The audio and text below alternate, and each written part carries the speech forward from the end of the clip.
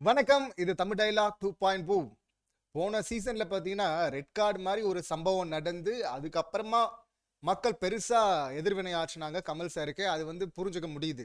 அது எப்பயாவது ஒண்ணு நடக்கிற ஒரு விஷயம். ஆனா, விஜய் சேதுபதிக்கு இப்ப ரியாக்ட் பண்றாங்கல்ல, இதெல்லாம் பார்த்தீங்கன்னா, இப்ப என்ன அவ்ளோ பெரிய விஷயம் எதா நடந்துச்சா என்ன? ஆனா இல்ல. ஆனாலும் பார்த்தீங்கன்னா, இவரு அவ்ளோ வெறுப்ப சம்பாரிச்சுக்கிட்டாரு. குறிப்பா போன வாரம் இவரு எடுத்துட்டு போனது இருக்குல்ல, அந்த ஷோவ ஒஸ்ட்லயும் ஒஸ்ட் அப்படின்னு தான் சொல்லணும். இதில் நிறைய பேர் கழுவி ஊற்றணும். இதில் குறிப்பாக ஜேம்ஸ் வசந்தன் பார்த்துருப்பீங்க. சின்ன வயசுலேருந்து நம்ம பார்க்குறோம் சூப்பர் குடும்பம் அப்படின்லாம் அவர் ஷோவை ஆங்கர் பண்ணியிருந்தார். நிறைய ஷோ அந்த மாதிரி நடத்திருக்கிறாரு. Music director. இப்போ அவர் பிக் பாஸ் ரிவ்யூவும் பண்ணுறாரு. சீசன் 4ல் ஃபுல்லாக ஒத்து போச்சு அவரோட. இப்போ ஒத்தெல்லாம் போல அவர் உருட்டுறாரு சில விஷயங்களை. அதுக்கு ஒரு காரணமும் இருக்குது சில பேரை சப்போர்ட் பண்ணுறதுக்கு. அதெல்லாம் வேற. ஆனால் விஜய் சேதுபதியை அவர் கழுவி கழுவி ஊற்றிருக்கிறாரு ஒரு போஸ்ட்டு. அது போன வாரமே இந்த ஒரு வாரமாக அதை பற்றி பேசணும்னு நினச்சிருந்தோம். டைம் சரியாக அமையல. பட் இன்றைக்கி அதை பற்றி பேசுகிறது ரொம்ப கரெக்டாக இருக்கும் அப்படின்னு நினைக்கிறேன். ஏன்னா இந்த லெட்டரை பொறுத்தவரை அவர் கழுவி ஊற்றிருக்காருல அந்த போஸ்ட், அதை பொறுத்தவரை முழுசாக உடன்படுறேன் அவர் சொல்கிறதுல. நான் எதிர்பார்க்கவே இல்லை இந்த அளவுக்கு கழுவி ஊற்றுவார் அப்படின்னு சொல்லிட்டு.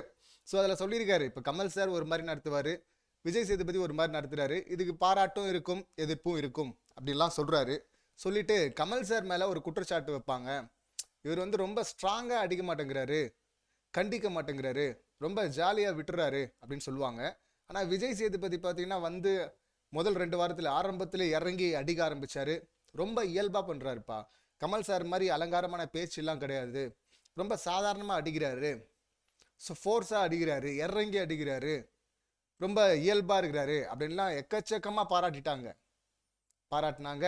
ஆனால் அப்போ பாராட்டினவங்கெல்லாம் இப்போ வெறுப்பில் இருக்கிறாங்க. அந்த மாதிரி தான் இவர் ஷோவை எடுத்துகிட்டு போயிட்டு இருக்கிறாரு. இப்போ கமல் சார் என்ன தப்பு பண்ணாருன்னு இவர் கேட்டு வந்திருப்பாரு.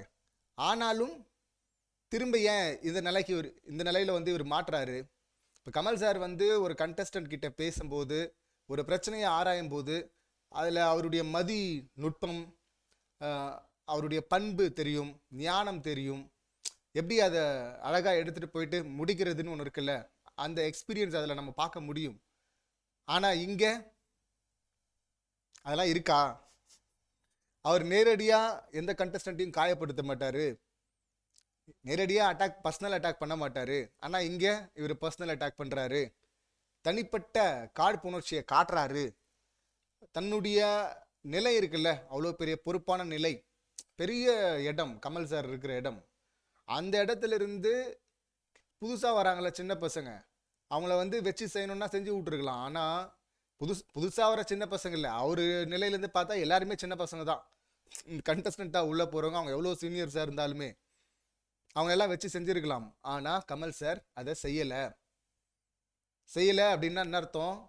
இப்போ இருக்கிறவர் செஞ்சுட்டு இருக்காருன்னு அர்த்தம். இது புரிய வேண்டியவங்களுக்கு புரியும் அப்படிங்கிறாரு. எல்லாத்துக்கும் மேலே நான் ஒன்று எதிர்பார்க்கவே இல்லை, செருப்படி சம்பவம்லாம். அதில் ஆண்களை பார்த்து இவர் பயப்படுறாரு விஜேஎஸ். அது அவருடைய பழக்கம், இயல்பு போல இருக்கு.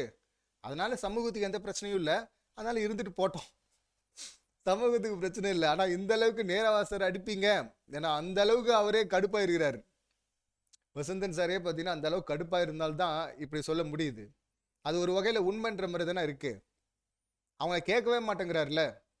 இப்போ மஞ்சரியை எடுத்துகிட்டு டார்கெட் பண்ணி நிப்பாட்டினார்ல, அவன் தப்பில்லாட்டி நானும் தப்பில்லை சார், அவன் தப்பில்லாட்டி அவனும் தப்பில்லை நானும் தப்பில்லை சார், அவன் தப்பில்லாட்டி அவன் தப்பு நானும் தப்பு சார், அவன் தப்பில்லாட்டி நான் மட்டும் தப்பு சார், அவன் கரெக்டு சார். புரிஞ்சிருச்சா, உட்காருங்க. இதில் என்ன புரிஞ்சுது? இப்படி தான் அவர் போன வாரம் பண்ணார் மஞ்சரியை. அதில் சுத்தமாக எனக்கு உடன்பாடு இல்லை. தீபக் கேப்டன் பார்த்தீங்கன்னா அவர் அந்த மாதிரி ரவுடி மாதிரி மேலே டேபிள் மேலாம் ஏறி கத்துனதே தப்பு. இதில் வேற ஆட்களை திரட்டி எல்லாரையும் அட்டாக் பண்ணுங்க அப்படின்ட்டு இருந்தாரு. அது ரொம்ப மோசமான விஷயம். கடைசியில் பார்த்தா அவர் பெஸ்ட் கேப்டன் அப்படின்ட்டாரு தீபக் இந்த விஜேஎஸ். இதுதான் தற்கூரி அப்படிங்கிறது. கேட்டால் பிக் பாஸே பாராட்டினாரு. பிக் பாஸ் முதல் ஆரம்பத்தில் பாராட்டினாரு. இன்னும் சொல்ல போனால் பிக் பாஸ் அதை விட ஃபுல் கேப்டன்சி முடிஞ்சிருச்சு முத்துக்குமரன். அப்போ முத்துக்குமரனை பாராட்டினாரு. அடுத்து கேப்டனான சத்யாவுக்கு அட்வைஸ் பண்ணார், அந்த மாதிரி தான் இருக்கணும்.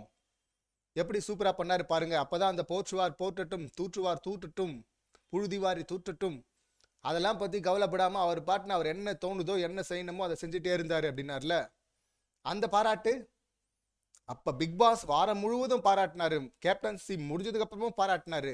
ஆனால் விஜேஎஸ் வந்து அந்த வாரம் தான் சொன்னார், அவங்ககிட்ட வந்து ஒப்பீனியன் கேட்க வேண்டியது ஏன் வேலை, அதை நீங்கள் ஏன் பார்க்குறீங்க, அந்த சின்ன விஷயம் அதுக்கு அப்படி ரியாக்ட் பண்ணாரு. தலைக்கணம் ஏறிடுச்சு, மண்டக்கணம் ஏறிடுச்சு அப்படின்னாரு முத்துக்குமரனுக்கு.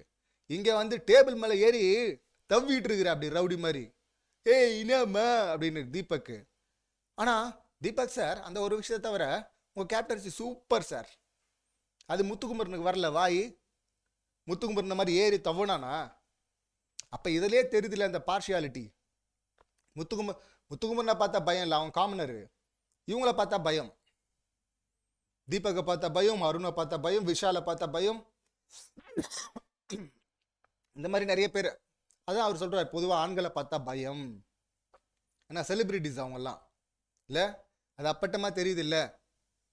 ஸோ கமல் சார் இதெல்லாம் பண்ணதில்லை, அது எல்லாத்தையும் இவர் பண்ணிட்டு இருக்கிறாரு. அதில் தீபக்கை பாராட்டினதையும் கழுவி ஊத்துறாரு. கழுவி ஊற்றிட்டு ஆண்களை வந்து விசாரிக்கல, அந்த குரூப்பையே விசாரிக்கல.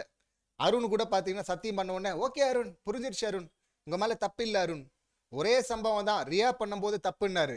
அதே பார்த்தீங்கன்னா இவன் அருண் பண்ணுறான், தப்பு இல்லை தப்பு இல்லைன்ட்டார். அப்போ ஆண்களை பார்த்து பயப்படுறாரு அப்படின்னு தானே சொல்லுவாங்க. கரெக்ட் தானே இங்கே ஜேம்ஸ் வசந்தன் சொல்கிறது. ஸோ இங்கே வந்து பார்த்தீங்கன்னா போட்டியாளர்கள் ஒவ்வொருத்தருமே மனிதர்கள் தான், நம்மளை போலவே அவங்களுக்கும் இப்போ ஒவ்வொருத்தர் எல்லாரும் ஒரே மாதிரி யோசிக்க மாட்டாங்க, சிந்திக்க மாட்டாங்க. சிலருக்குன்னு அவங்கவுங்க பாணி இருக்கும், அவங்களுக்கு அவ்வளோதான் வருதுன்னா விட்டுணும். எப்பயாவது வேணும்னே சுற்றுறாங்கல்ல, பதில் சொல்ல முடியாமல் தப்பு பண்ணிட்டு அதை மழுப்புறாங்கல்ல, ஜாக்லின் மாதிரி இல்லை சௌந்தர்யா மாதிரி உருட்ட வர்றாங்கல்ல, அப்போ நீங்கள் வச்சு செய்யுங்க, அது வேற. ஆனால் நார்மலாக பேசுகிறதே பார்த்தீங்கன்னா இவங்க இப்படி தான் பேசணும், இவர் என்ன நினைக்கிறாரோ அப்படி தான் பேசணும்னு நினைக்கிறாரு. அது மட்டுமே இல்லை, என்ன வார்த்தையெல்லாம் அவங்க சொல்லணும்னு இவர் நினைக்கிறாரோ அதையே அவங்க சொல்லணும்னு நினைக்கிறாரு. அப்படி பண்ணலன்னு வச்சிங்களேன் கடுப்பாயிடுறாரு, பொதுவெளியில் அவங்கள அசிங்கப்படுத்துறாரு, மட்டுப்படுத்துறாரு, இவருடைய பவரை யூஸ் பண்ணி மட்டுப்படுத்துறாரு. இதில் பேச மாட்டேன்னு சொல்லிட்டு அவாய்ட் பண்ணிட்டு போகிறாரு. இந்த மாதிரி ஆங்கருக்கு இல்லை ஒரு ஹாஸ்ட்டுக்கு எதெல்லாம் அழகிலையோ அதெல்லாத்தையும் பண்ணிட்டு இருக்கிறாரு. பணத்துக்காக நிகழ்ச்சி நடத்த வரீங்க, கொஞ்சோண்டு சமூக பொறுப்போடு நடந்துங்க அப்படின்னு சொல்லியிருக்கிறாரு. கண்ணியம் வேணும், ஈடுபாடு வேணும் அப்படிங்கிறாரு. ஈடுபாடுன்னா குறைஞ்சபட்சம் பார்க்கணும், வாங்குற சம்பளத்துக்கு அதுக்கு தானே வாங்குறீங்க துட்டு, ஷோயாவது பார்க்கணும்ல முழுசா. அது பார்த்த மாதிரியே தெரில. அந்த டீம் காட்டுவாங்கல்ல, அதுக்காக சரி வீக்கெண்ட்லேயாவது சீக்கிரமாக வந்து டீம் காட்டுறதெல்லாம் பார்த்துட்டு வீடியோ பார்த்துட்டு அங்கே பேசி டிஸ்கஸ் பண்ணிட்டு ரிஹர்சல் பண்ணிட்டு வரணும். என்ன சிங்கிள் டேக் ஆர்டிஸ்ட், கமலை விட பயங்கர ஆர்டிஸ்டா நீங்கள்? சிங்கிள் டேக் ஆர்டிஸ்ட் மாதிரி வந்து சிங்கிளாக பயங்கரமாக சொதப்பிட்டு போயிட்டு இருக்கிறாரு. இல்லைனா வந்து திருட்டையெல்லாம் யாராவது நியாயப்படுத்த முடியுமா? ஃபன்னாக இருந்துச்சு அப்படின்னு சொல்லிட்டு போகிறாருங்க, ஃபன்னாக. ஸோ தமிழ் சமூகமே விழித்துக்கொள், வல்லவரெல்லாம் நல்லவர் இல்லை என்பதை விளங்கிக்கொள் அப்படின்னு சொல்லிட்டு, ஸோ வல்லவன் அப்படின்னு வேணா சொல்லிங்க, இப்போ ஜெயிச்சிட்டார் இல்லை சினிமாவில், ஸோ வல்லவன் வேணா சொல்லிங்க, நீங்கள் நல்லவன்லாம் கிடையாது அப்படின்னு சொல்லிட்டு மூஞ்சில் அடித்த மாதிரி துப்பியிருக்கிறாரு, காரி துப்பியிருக்கிறாரு ஜேம்ஸ் வசந்தன் அப்படின்னு தான் சொல்லணும். இந்த சம்பவங்களை இதை ஏன் இப்போ சொல்கிறேன்னா, இந்த வாரமாக தான் பண்ண போகிறாரு விஜய் வந்து. இன்னும் அடுத்த லெவலில் இன்னும் நிறைய பேர் காரி துப்ப போகிறாங்க அப்படின்னு நினைக்கிறேன். ஸோ இந்த சம்பவங்களை நீங்கள் எப்படி பார்க்குறீங்க, உங்கள் கருத்து என்ன அப்படிங்கிறத கமெண்ட் பண்ணுங்கள். மீண்டும் அடுத்த வீடியோவில் சந்திக்கலாம். நன்றி, வணக்கம்.